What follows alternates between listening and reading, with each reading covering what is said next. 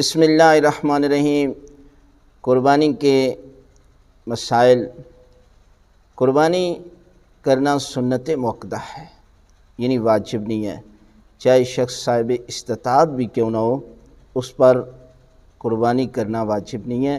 واجب صرف جو ہے وہ حاجی پر ہے، جو حج کرنے گیا ہوا ہے اس پر قربانی کرنا واجب ہے۔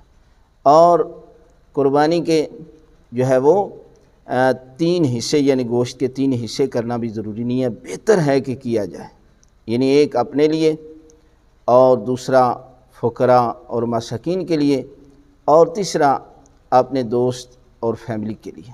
اور اس کے بعد یہ ہے کہ جانور کے اندر وہ تمام شرائط پائی جانی چاہیے کہ جو شرائط رکھی گئی ہیں بہتر ہے، لیکن اگر وہ شرائط نہیں پائی جاتی تو کوئی حرج نہیں ہے، نر اور مادہ میں بھی کوئی فرق نہیں ہے۔ لہذا اگر جانور اونٹ ہے تو اس کی ایج جو ہے وہ کم از کم 5 سال کا ہونا چاہیے، اور گائے، بیل اور بکرا میں یہ 2 سال کے ہونے چاہیے، اور دمبا اور بھیڑ جو ہے بھائی یہ 7 ماہ کی ہونی چاہیے۔ یعنی ان کے اندر ان شرائط کا لحاظ رکھنا بھی ضروری ہے، بہتر ہے، اور اگر نہیں بھی پائی جاتی تو یہ مستحب اور سنت قربانی میں ضروری نہیں ہے۔ اور اس کا ذبح کرنے کا وقت، بہترین وقت کیا ہے؟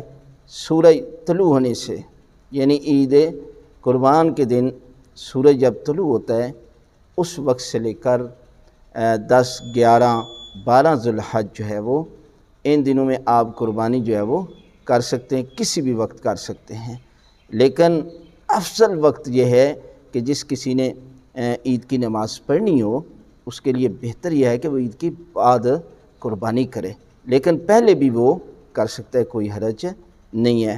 اور یہ ہے کہ ایک اہم مسئلہ ہے کہ اکثر لوگ پوچھتے ہیں کہ جس جانور کو گھر میں پالا ہو کیا اس کی قربانی ہو سکتی ہے؟ تو یہ مکروہ ہے، کراہت کی گئی ہے، لیکن قربانی جو ہے وہ ہو سکتی ہے، کسی قسم کا قربانی پر کوئی اثر نہیں پڑے گا۔ لہذا جو مستحب قربانی ہے نا، اس میں وہ شرائط نہیں ہے جو واجب قربانی میں ہوتے ہیں، لہذا کسی قسم کی اگر کمی رہ جاتی ہے تو آپ جو ہے وہ قربانی کریں، پروردگار جو ہے وہ اس کمی کو دور کر دے گا۔